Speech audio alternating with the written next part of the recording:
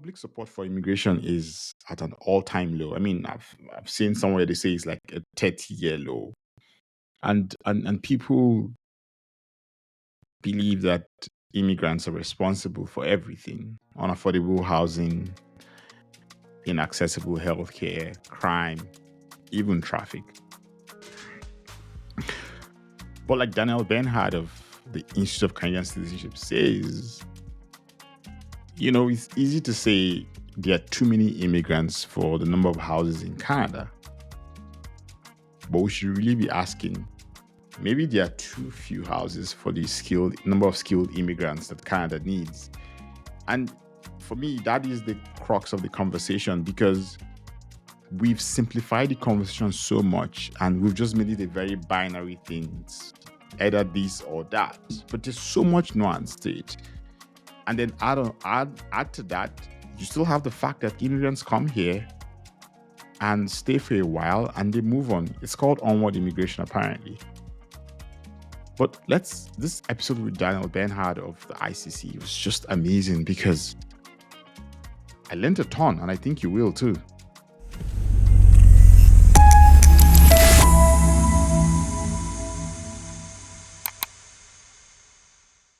The first thing that I find interesting was something you actually talked a bit about it yesterday, which is that thing about quality versus quantity, and how it feels like we all want immigrants in Canada, but then the overall conversation, or it just feels to me, it feels like as if we've politicized it. Like, so it's now become very political, and we're now, because once it becomes political, then it becomes binary. It's either it's good or it's bad. And I'm like, no, it's so nuanced, and I just kind of want you to just explore that, because for me, I'm like, no, guys, like, people, we can't make this thing a binary conversation every single time.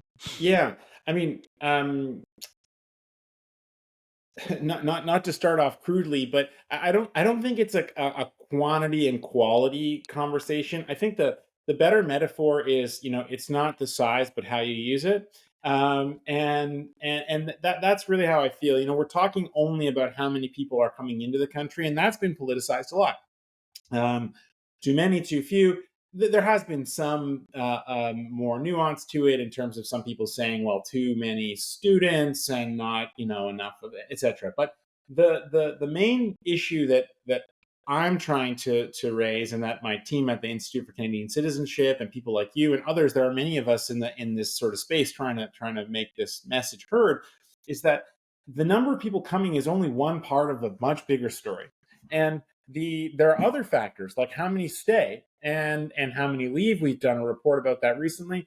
And even more than that, for those who do stay, what's happening once they're here? Are they able to really make a contribution at the level that we envisioned when they were selected and admitted to come? Are they able to contribute more? Are there barriers in the way that prevent Canada from being able to really benefit from the contributions that people who are new to the country are, I believe, really eager to make? So there's much more to it than just we have too many people coming, and I hope that the conversation can get broader and smarter, because ultimately, if we have a dumb conversation, we're going to have a dumb outcome for Canada. And I think that's it. It's not like I think, there should be definitely more immigrants coming or definitely fewer. That's not the point. It's just that we're not analyzing it properly, and so if we do a false analysis, we're going to get a bad result. And I think that's the outcome that I'm trying to avoid. Yeah, I first of all, I'm grateful you're driving that conversation, because, yeah, gosh, like I see it, I'm like, no, because once we go down that line, the only outcome is, oh no, stop immigration, or no, reduce. Like, it just feels like it reduces the conversation to very simplistic terms. Yeah. Which can be very comforting for someone who's complaining. Like, it's comforting, the government is doing something about it. But then in the long run, are we really, really asking the right questions? And you raised something really interesting. I will explore the two reports I think you all released. I think those are really fantastic reports. Your team, George Caruthers, he's the one who worked on that report. I think he's doing an amazing job with that. But I think maybe let me just ask this directly, which is, if you had if you could, turn on a magic wand, like what would be like things you'd say? What are the first four things we should start talking about to kind of help to kind of expand that conversation? Because it feels like every single thing is either reduce or don't reduce, Yeah. or it's either quality versus quantity, or it's either international students versus uninternational students. If you had your way, like what would be like the things that you say, let's put that in the conversation and start saying, let's start asking those questions, and I think it's also for immigrants themselves, because I feel like for immigrants themselves, what some of us have done is we've started reacting to those things, and I feel like all we're just doing is just antagonizing every single thing, and in the end no one wins in this thing. Like, no, for me, like I'm like, no one wins if all of us are coming at it from a, no, I am a victim, or I feel like I'm being called out, or I feel like I can do better. Like, I mean, just, yeah. Well, I think that we've made a mistake of sort of separating immigration off in its own little box. So, you're an immigrant, but you're a dad with kids in school, you're a podcaster. I don't know, you probably do a lot of other things that, we don't know each other very well.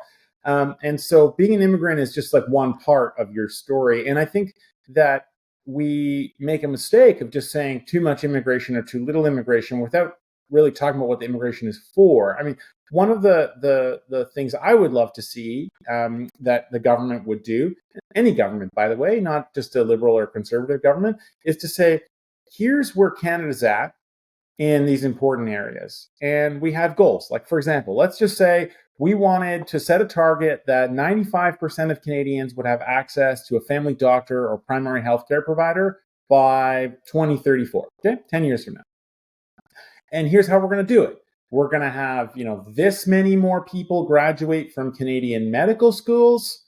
And we're then going to make up the difference from immigration. And we're going to make sure that those people can actually work and deal with the accreditation issues and make sure that they're also in the right place where they're needed most. Now, that is part of a bigger strategy for dealing with healthcare in Canada, and immigration is just one part of that strategy, and there may be other elements to it. So I like to describe the immigration ministry as the HR department for the country. Oh, yeah. And the HR department doesn't just hire random people for no reason.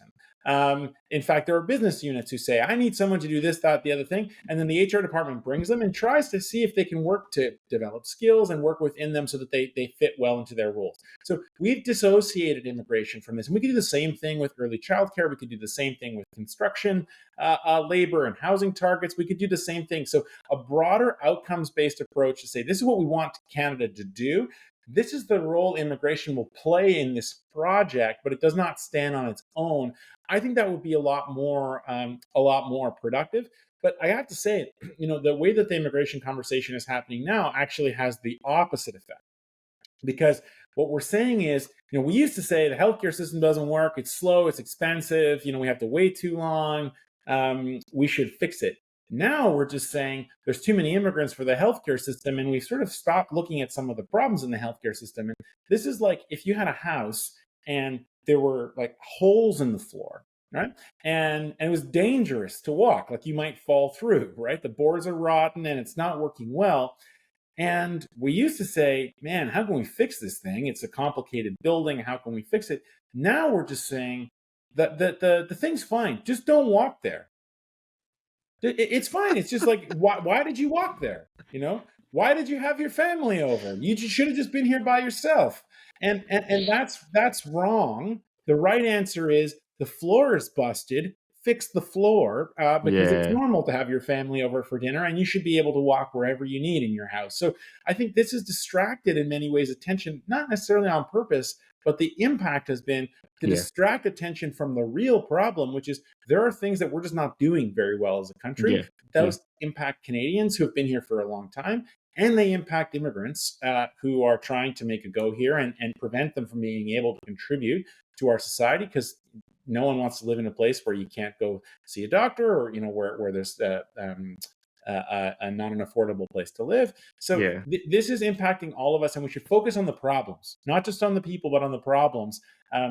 Focusing just on the people actually distracts us from the problems and then prevents us from solving them. And that's, I think, the real danger, the real pain that Canada will feel as a result of focusing on the wrong thing. Yeah. And I'm really thankful for that thing you said earlier on, which is the thing about as immigrants, you're more than and that's for me part of why I started this, in the sense that, I was in a conversation with someone and it just felt like you're an immigrant. And I'm like, no, like every single person you see who, yes, they pack their life into two suitcases probably. But the point is they have different identities. They're no different from other people.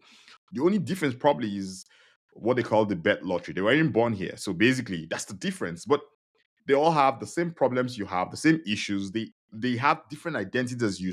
They struggle with all those identities. I'm so happy you say that. And now, kind of moving on to kind of talking about the almost like, yes, it's distracting them, but then again, there's also the I almost feel like there are undercurrents. I think the first one, the biggest one for me, was the report, the leaky bucket report. Like that, when I read that, I was like, wait, this isn't funny at all.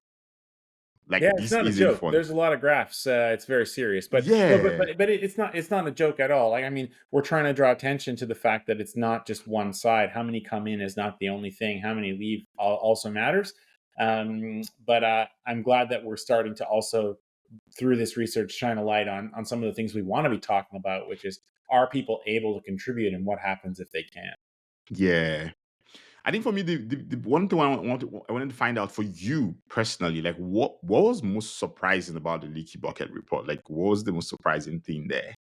There's a few things. I think the first thing is that, we've heard a lot about onward migration, which is the sort of, uh, uh, um, academic term for immigrants who leave Canada.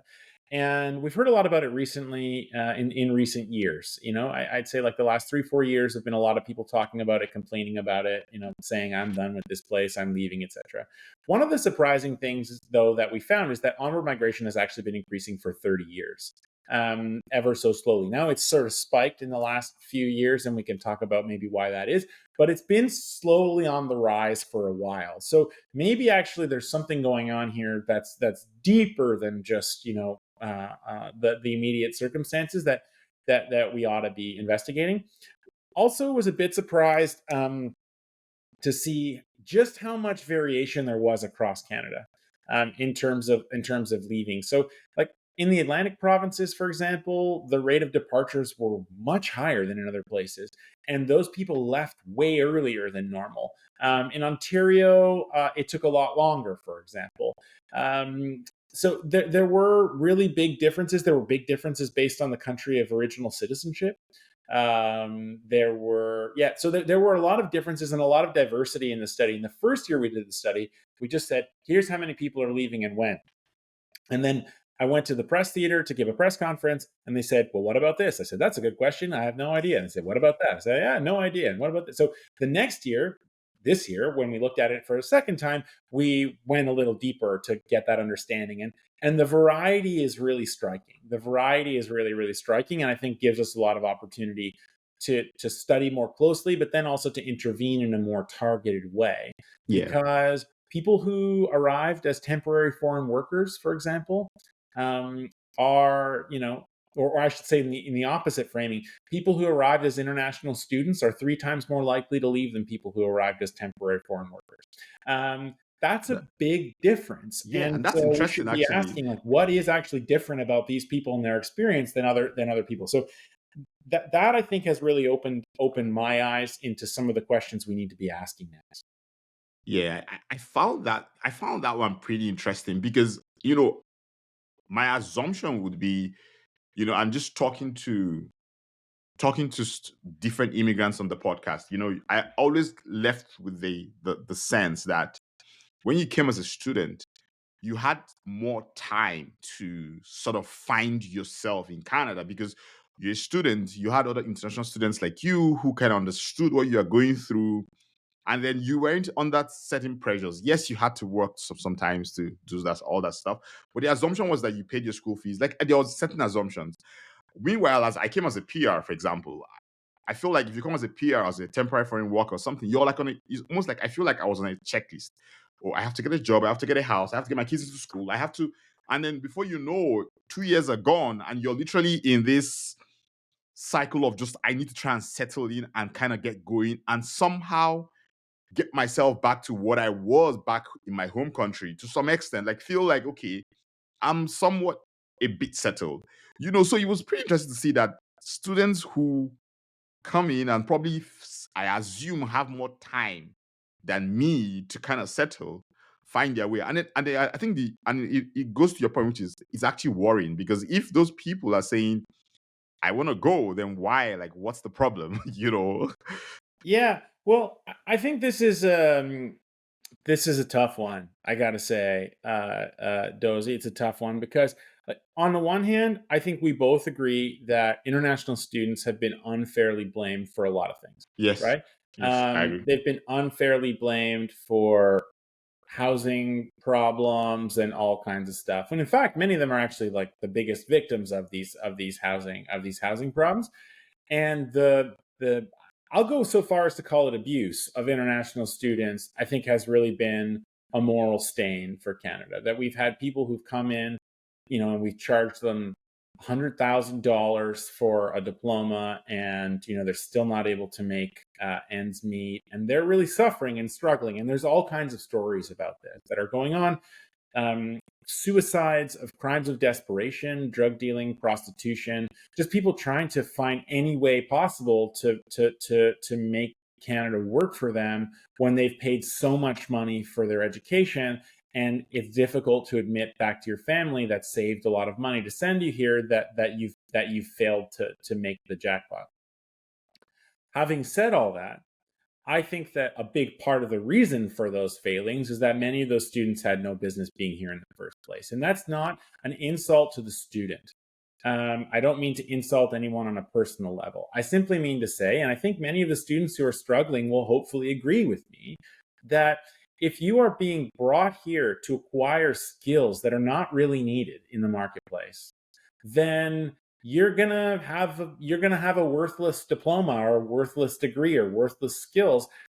Why should you be charged so much money for something that you cannot then earn back off of? And so if all the students were studying carpentry and nursing, I don't think anyone would care in the general population about how many there were. But more than that, if all the students were studying carpentry and nursing, they'd be doing great. And so, I was at a conference a couple months ago, and I said this. I said, I think that we should be more particular about selecting international students based on what they're coming to study, not just based on how many there are or where they're going to live, but what they are coming to learn.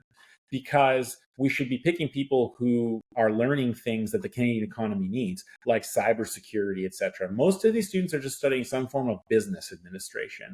And there is no shortage. Actually, there is an excess of business administration skills. And so they're not able to find work because there isn't any. It's just not there. And I was accused on the panel at this conference of having a quote extractive view of international students, that we should just take from them what they can give and only take the people who are filling the needs in the Canadian economy. I said, oh yeah, go ask the students, right, how they're doing with skills that have very little value in the workforce. I think they would be more than happy to have been told to stay home if they knew that this was going to be the outcome. But those who are able to make it, right, then that investment is worth it. So this is not a good deal for Canada, and it's not a good deal for the students, and it's not a good deal for immigrants everywhere, because the average Canadian doesn't do a great job. And I understand this. It's not their job to be thinking about immigration all day, but they don't do a great job of distinguishing between different kinds of immigrants. So they see students who are becoming, in many cases, a sort of underclass, who are really struggling, who are doing poorly, who are desperately trying to get any job they can. And people think, man, is this what immigrants are today? And so it kind of it paints the whole Yeah. group with the wrong brush. Rush. So Yeah. I think that our student policy has been very misguided. It's been part of the reason why Canada's consensus on immigration is beginning to fail. But it also misserves the students dramatically. Like, you should not be charged $100,000 for a diploma in basket weaving, so to speak, that has no value in the market. Nah. Canada does not benefit, and neither do you. And that, I think, has been a real shame. It's a moral shame, because we're taking advantage of kids. We're taking advantage of kids with a false promise, and we don't win, and neither do they. Yeah. It's a hard conversation, but I think it's a needed one because I mean, I can imagine how the person's like, oh no, this is why are you saying that? But then again, if you step back and think about it, like it's a needed conversation. Do you have like whether you like it or not, when you go to school, the goal is I want to get a job after school.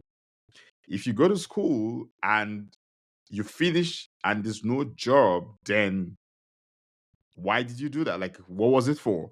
I mean, money is scarce. I can imagine that your family put money together to get you into that program. So the Yeah, assumption is the ROI somehow comes at yeah, some and point. $100,000 is a lot for people in Canada, right? But Yeah. like, what about $100,000 from countries where the annual household income is like $15,000, which is what we're doing? That's where international students are coming from, right? It is way, way more money from the country of origin, and obviously than it is for people over here. And even for people over here, it's a lot of money. So, and the promise is false. IRCC on their website. I don't know if it's still there, but it was for a long time.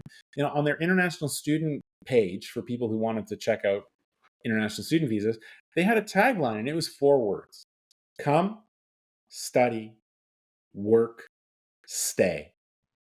That's what it said. So we were advertising. So now there are students who are saying, we wanted to stay, and the government is telling them in a way Mm. that is technically correct. We didn't make any guarantee for you to stay. It was always Yeah. temporary. You never had a right to stay, etc. Which is true. It is true.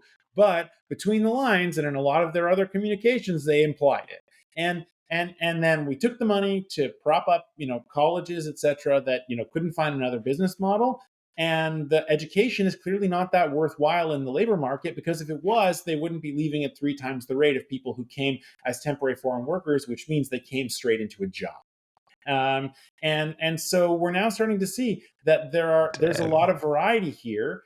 And to the students, like I said, I don't mean to insult anybody. It's not a reflection of your worth or your capability. It's just that you are not set up to succeed. And I would hope, like I said, that the students would agree. Like, ask them, guys, how's it going for you? And I think they would also agree that it's not going well. Yeah, it's not. No, it's not going well. Some of the stories I see sometimes, I just go like, God, like, how are you? How are they doing this? You hear stories about people, 9, 10 people living in the basement because there's no place to stay. People can get jobs. I read a story of a lady who drives an hour plus to to where her job is, and then she has to come back and then find her way to school. And I'm like, when are you actually doing?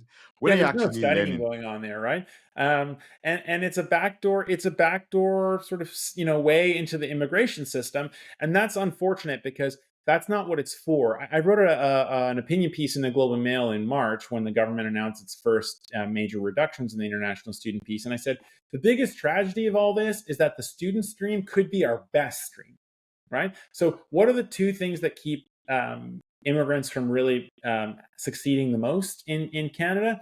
Is credential recognition problems and a lack of Canadian experience. Well, if you go to a Canadian institution, there's no credential recognition problem, and if you're because you have a Canadian credential, and if you're young enough, there should be no expectation of having experience of any kind, Canadian or otherwise. So the student route could actually get many immigrants past the two major challenges that have kept them from integrating into the workforce. But that only works if we're actually selecting people for needs in the economy. So the saddest part about this is not that the the international student system is a problem. It's that it could be our best asset in places like Germany.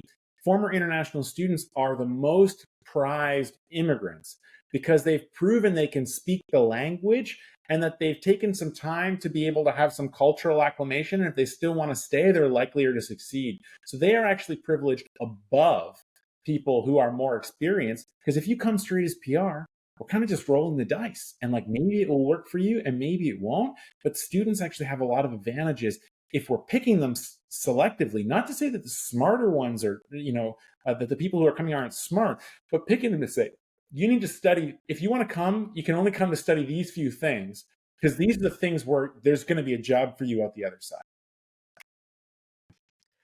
now that you're talking about, and we're going to round up it pretty soon, but I think I wanted to ask, because you talked about the Canadian integration stuff, and that leads me to the talent to win report. Yeah. And I mean, there were so many things in there that were just when those reports did really good work. When I read them, I think I feel different emotions: sadness, frustration, just a ton of things. But I think, do you think there's some correlation between the data you all are seeing, the Leaky report, and the talent to win? Like, Yeah. because I feel like, proper integration means social capital, means you likely get a job, means you're not stressed, means that you start to feel like, yeah, this place is home to me. So do you think that those two things are kind of tied together? I almost feel like there's a third report that kind of ties the two of them together. I don't think the world can wait before we release more reports. We've done a lot in the last few months, but I think you're absolutely right. Dozy is part of a bigger story, right? It's part of a big story, but there's some important detail that I think is necessary here. So Okay. when we did our Leaky Bucket report, we show that immigrants are leaving the country. Skilled immigrants are most likely to leave the country. More likely than others. Like I said, we have all this variation, right? And obviously, lack of economic success is going to be a big driver. That should be no surprise to anybody. I think, though, that where our Talent to Win report, which looks at this phenomenon of immigrant underemployment, people who are not able to work at their proper level of experience, the the impetus for that report was basically we were looking at the research around this, and we're just saying like something here just does not make sense. So the typical research around immigrant underemployment basically just says that there's racism and discrimination in the workforce. That's it. And like, of course there is. I'm not pretending for 1 minute that there is not. But it's not enough to explain what we were seeing, because in the pandemic in 2021 and 2022, there were firms that were struggling with incredible labor shortages, including in very high skilled roles. And it's not like they were hiring, I don't know, Sarah instead of Salima, so to speak, right? Sarah was gone. Salima was here and not able to work at her level of capability. And the company was losing a lot of money as a result because they couldn't Yeah. sell, they couldn't produce, etc. So, like, something else was happening here. And we thought we should talk to employers about this because they're fully aware that they're losing. And the idea that the taxi driver has a PhD is a very, very old one. So if you're looking for PhDs, that would be a sensible place to look. And Yeah. so, like, what is preventing them from being able to make use of this talent that they clearly need and cannot find? And so we went to them and said, we don't want to call you racist. We're not going to try and do some expose on how terrible you are. Why don't you tell us what's getting in the way of being able to fully make use, identify and integrate this talent into your workforce? Because obviously it's a problem for you. And so that's what the report is. And they told us like, it's challenging within big organizations to understand credentials from other countries. Yeah. We can do that, but that's like a lot of work, and a lot of people aren't always willing to do that work. Um, there are issues with the immigration system that make it difficult for us. There are retention issues that we have because we hire one person, but the spouse doesn't have a job, and they leave and go to another province. Like, so they were very candid with us about some of the difficulties they face. They were also very generous with us about some of the workarounds that they've been able to implement in their workplaces. These 40 executives from across Canada, from different fields, big companies, small companies, to get past this, and to then take those successes and share them within their organization so that other people do them. I'll give you one example. There was a natural resources company in Western Canada, and for those of you who don't know about this, in the oil and mining industries in Western Canada, they drive these humongous trucks, right? These trucks are like 5 or 6 stories tall, and they're huge, and they carry a lot of rocks, okay? That they then, do fancy stuff with, and they get oil out of the rocks. And so they are enormous trucks. They're like cost, I think tens of millions of dollars for each one of these things. And they were having a hard time finding drivers. And so they decided to drop one of the core requirements for the job. And the core requirement was that you had experience driving in the snow. And they just could not find enough people. So they dropped the requirement. Of course, there were a bunch of immigrants who were happy to sign up because they are very well paid jobs. And what these guys said was, we were kind of surprised. We thought we were settling for second best and we were very nervous. And what we found was that people who have no experience driving in snow were actually more careful, and therefore they had fewer accidents and they treated the equipment better and the safety went up, and it was actually really good for us. Now, they weren't trying to discriminate against people who were immigrants by creating that requirement. They're driving these things in snow. They're huge machines. It can kind of be dangerous. Like, it makes sense to think that experience with winter driving is a good requirement. But once they had to get past it, they actually found out that that requirement was wrong. It was misplaced. And now they open themselves up to a much bigger labor force, and they don't have this problem anymore. And they're able to teach others in their company about the opportunity. They are making more money now that these driving positions are filled, and they are spending less money to repair the equipment because it just so happens that these people with no experience were more careful. All of which is to say, we wanted to emphasize the opportunity here and not just say, oh, poor immigrants are having a hard time and they can't find their work, and so they're going home and we should just feel bad for them. Now, yes, we should, because there is a moral component. But there's so much more to it than that. This is a all of Canada problem. If our company cannot sell, the whole company and all of its shareholders and everyone who works there loses. Yeah. It's not just the immigrant who can't find that good job. It is everybody. If a nurse or an x-ray technician from another country cannot be accredited here, is that sad for them? Yeah, it is sad for them. I feel sad for them. But you know who else I feel sad for? I feel sad for the 1,000 people waiting in the waiting room who could really use that nurse to help them out. And so it's more than just a moral problem. It's a missed opportunity for us to solve a lot of these issues that we've been having for a long time.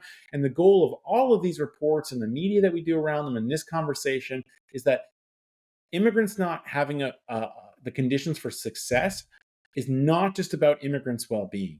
If immigrants are brought here to address specific issues for Canada and they are not able to work to address those issues, then the issues remain, and all of us Canadians, including immigrants, but everybody who is suffering from those issues will continue to suffer from them. And so this is about our national interest, our shared well-being. It is not just a moral thing about immigrants who are sold a false promise. And that's really the message that I'm trying to deliver.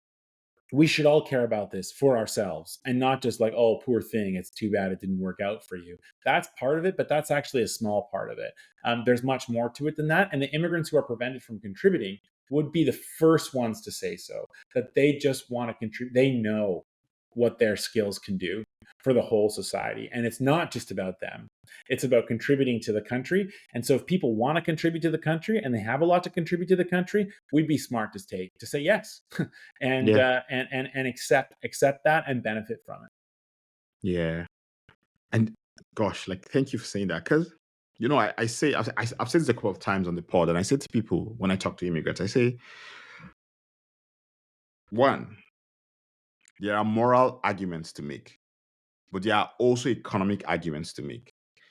And it's about time that we stopped trying to approach every argument from a moral argument. We should talk about the moral side of it, but also ask ourselves, are there other ways to approach this conversation and get it past all these barriers we see? Because, so for example, what you said about the snow thing, the snow requirement, it's once you understand the why, it kind of reminds me of there's this theory, I think it's called Chesterton's fence or something, where he says that whenever you fight someone, and I try to use that a lot, when you fight someone, hey, scatter that thing, destroy it. It doesn't make sense. You should first try to understand why they put that requirement.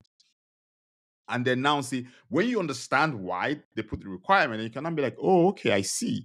Because it absolutely makes sense that to say, I'm supposed to drive to Edmonton this on Friday or Good Saturday. luck, man. but I'm not thinking of doing that because all the roads are icy, and I'm like, no, I'm not sure I want to do that because I'm not that experienced in driving the snow. So I can imagine driving a 5-story vehicle and saying, oh, drive that in the snow. But someone can come up and say, oh, you're being racist. No, they aren't being racist. They're just saying, look, I've got insurance to pay. I've got stuff. I have a family that I'll probably have to They'll be bereaved if the person has an accident. There's a ton of things that can happen that are economic and that are also moral. But we tend to just pick the one that makes us feel good inside and allows us kind of fight Yeah. the good fight. And the racism is still there. Like, of Yes. course, like I'm not trying to pretend that there is no racism in the employment market. Of course there is. And there's like, of course there is. But it's not only racism that's causing this problem. I think that's what I wanted to say. Yeah. And even actually, moral versus economic, I would actually put it a different way, because it's not just economic benefits. There's other cultural benefits. There's other types of things. What I'd say is there are what you call the moral arguments are arguments that affect just immigrants. And immigrants are 25% of the population, and recent immigrants are a much smaller amount. And so that is necessarily, by definition, going to be a niche issue. And what I'm talking about are arguments that affect all of Canadians and the whole public. And I think that we will have more success if we are addressing 100% of the people's interest and not 20% of the people's interest. So it's just a matter of math. Like, if I want everyone on my block to care about something, and I'm telling them that they should care about it because it affects me and only me, that's a hard ask. But if I tell them this affects me and it also affects you, then we're going to be having a better conversation. And I think that's, it's not hard because it's true. It's not hard because it's true. And they are both true. They don't cancel each other out, but just try and think of it from someone else's shoes. It's not about the poor nurse who can't work. It's about the patients who are waiting in line and the poor nurse who can't work. And I think that just implicates everybody in the problem, and also gives everybody an interest in solving it. Yeah. My last two questions for you. Yeah, go for it. And then I gotta go. Yeah. So the last one is the second to the last one is you all had like 10 challenges in the Talent to Win report. If you could pick 3 to solve, especially in the light of, because there's a lot of anti-immigration sentiment, like what would be the top 3 you would pick to solve? Yeah. Okay. So I think the first one is, and I talk about this in the context of Leaky Bucket too. I think we need much more humility, and there is some, I don't want to call it racism, but ignorance in this sort of Canadian experience expectation. Now, don't get me wrong. Like, in many cases, Canada is a very advanced country, and like for safety standards and engine, like there are countries where bridges fall down regularly. That doesn't happen here. So, like, if you are an engineer, do I want to see that you can build a bridge that's not going to fall down regularly? Absolutely, I do. But we should not think that that is therefore the most and the best. Like, someone could do that and even more. Maybe they can build it faster. Maybe they can build it stronger. Maybe they can build it cheaper, whatever it is. So do we need to satisfy that some people can meet our expectations? Of course we do. But we should also open our minds to the possibilities that they might actually have stuff to teach us. And so I think that's the first thing, that we should really be open-minded to the fact that immigrants are coming from countries that have developed a lot in the last 30 or 40 years, and faster than us, faster than most of the rich countries. Canada's not alone in this, right? Like, when you are very developed, then there's diminishing returns on development, and countries that had a further behind have made big leaps and leapfrogged in many ways. They went straight to digital, blah blah blah. So we have a lot to learn, and I think that Canadians would do really well to approach immigrants. Yes, we want to make sure that you can do the thing that we need you to do. But then, what else can you do? And what else can we do? Can you teach us some things? That, I think, really is the number one thing. If we become open to that and curious about it, then all kinds of opportunity opens before us. Yeah. And then probably for me, I think the last one is, it's a tricky question, but if you think about all the policy changes happening, like, how do you think it affects all the trends you all have seen those past 2 reports you released? Well, I think that we've not done this quite right. So on the international students, I do think that we had too many students, as I said, that did not have a possibility to really succeed in the workforce, and it was unfair to them, and also had damaging consequences for the consensus around immigration in general. But the approach that they took, I think, also was not right. To just say, we're going to keep doing the same thing, we're just going to do less. So Instead, it would have been better to say, we'll take as many people as we can if they're studying this, that, and the other thing that we know there's a need for. That I think would have been much smarter, because it's not about the quantity, it's about whether people are on a path to succeed and contribute in a meaningful way. So, and I think the same thing is true when it comes to permanent resident targets. Just reducing the numbers is sort of an admission that the only problem we have is the number of people, and that's just wrong. It's a misdiagnosis of the problem. Instead, we should be asking whether we're accepting the right people, and whether by which I mean people who have the best chance of being able to contribute and succeed, and whether once they get here, we are doing everything that we can to be able to take full advantage of what they have to offer, which we are clearly not, as the Talent to Win report and everyone's common sense and life experience, shows you. We are clearly not. So I think we're just looking at the wrong problem. Like we are. These are solutions in search of problems to some extent, and it's not that there are no problems. There are problems, but they lie elsewhere.